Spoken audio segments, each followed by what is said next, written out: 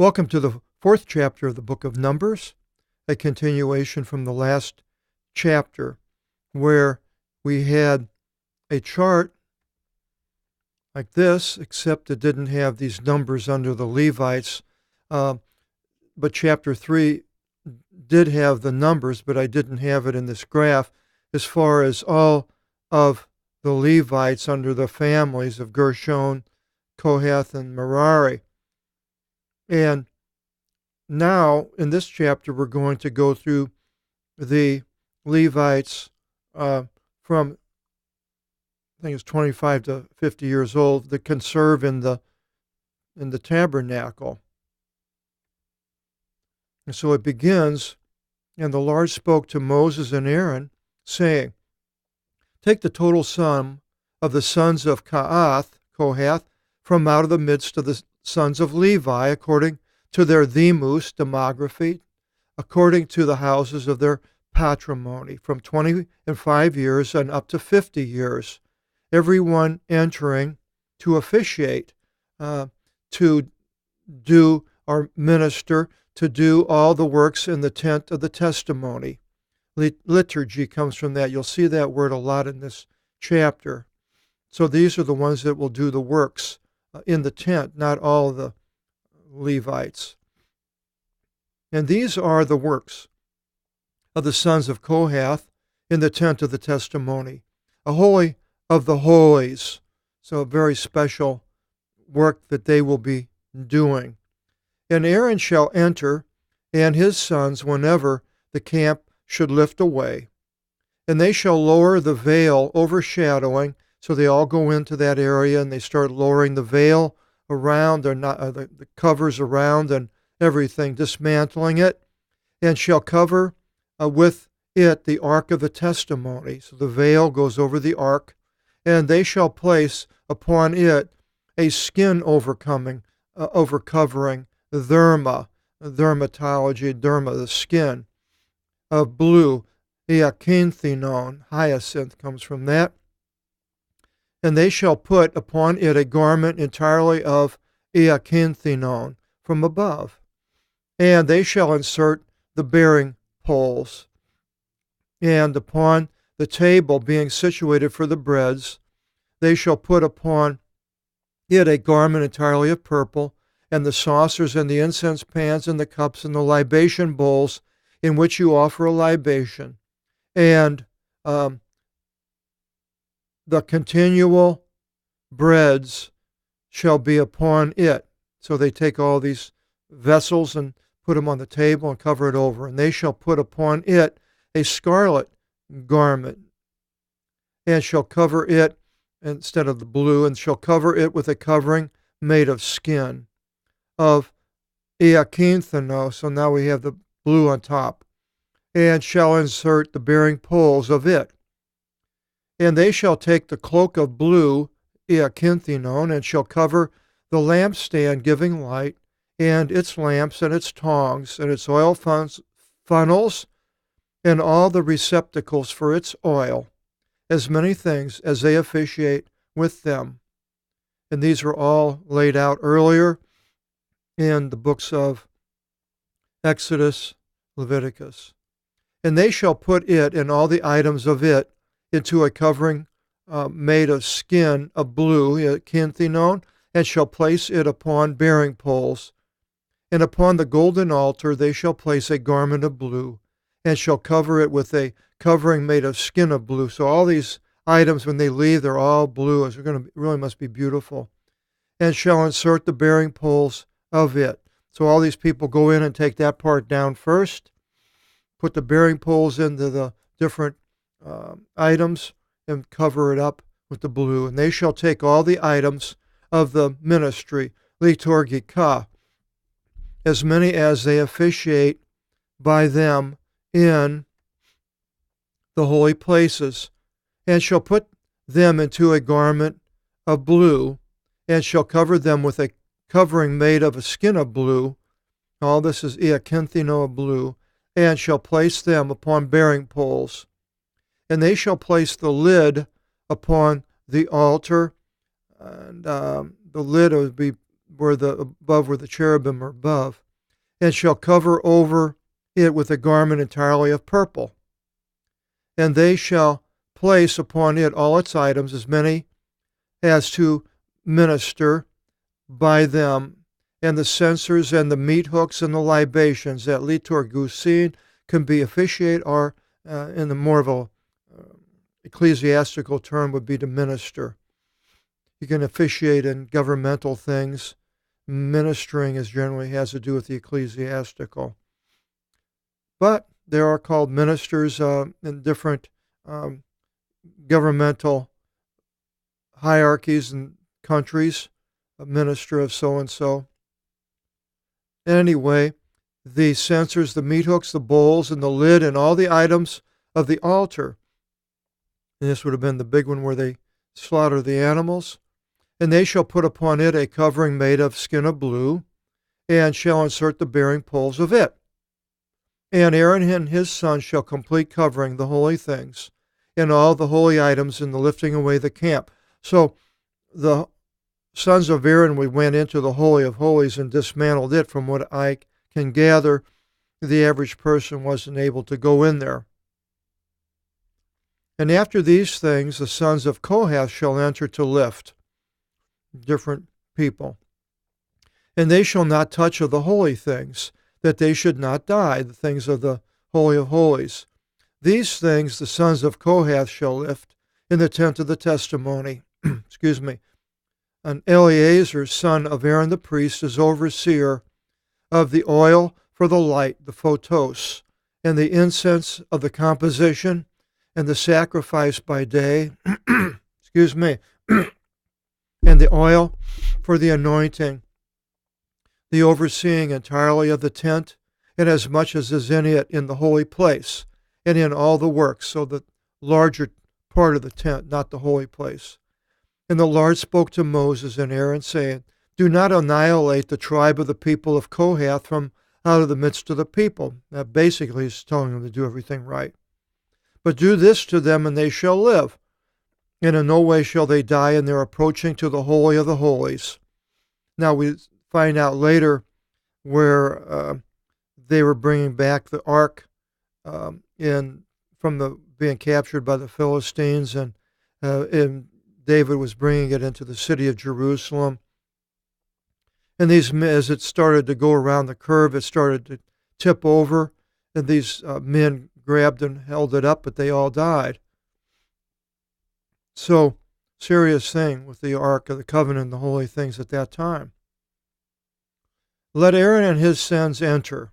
So Aaron and his sons enter to take these things down of the tabernacle, not the tabernacle, the tent,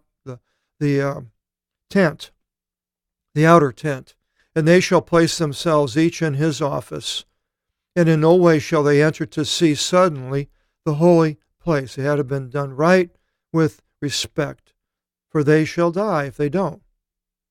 And the Lord spoke to Moses, saying, Take the sum of the sons of Gershon, and these according to the houses of their patrimony, according to their peoples. From 25 years and up unto 50 years you number them, every one entering to officiate and to do his work in the tent of the testimony. This is the ministration of the people of Gershon, to minister and to lift, to work and to lift, basically. And they shall lift the hide coverings of the tent and the tent of the testimony and its covering. They're doing the coverings rather than the utensils. And the overcovering of blue being upon it from above, and the overcovering of the door of the tent of the testimony, and the shrouds of the courtyard, and the overcovering of the door of the courtyard. So both the veil and the court and the shroud of the courtyard, as many as are upon the tent. I highlighted that. Remember to italicize it. And upon the altar and the extras and all the items of their ministries. And as many as they minister by them, they shall prepare. According to the mouth of Aaron and his sons shall be the ministration of the sons of Gershon, according to all their ministrations and according to all their works, And you shall number them by names, and all the works by them. This is the ministration of the sons of Gershon in the tent of the testimony, and their watch by the hand of Ithamar, the son of Aaron the priest. So Ithamar takes over doing a lot of this work, as we see. And the sons of Merari, according to their peoples, according to the houses of their patrimony, you number them from 25 years and up unto 50 years. Number them, everyone entering to minister the works of the tent of the testimony. And these are the injunctions of the things lifted by them according to all their works in the tent of the testimony.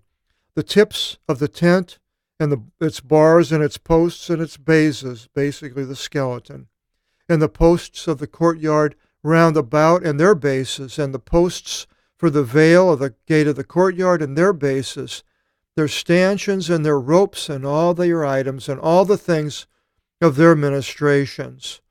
You shall number them by names, and all the items of the watch of the things being lifted by them.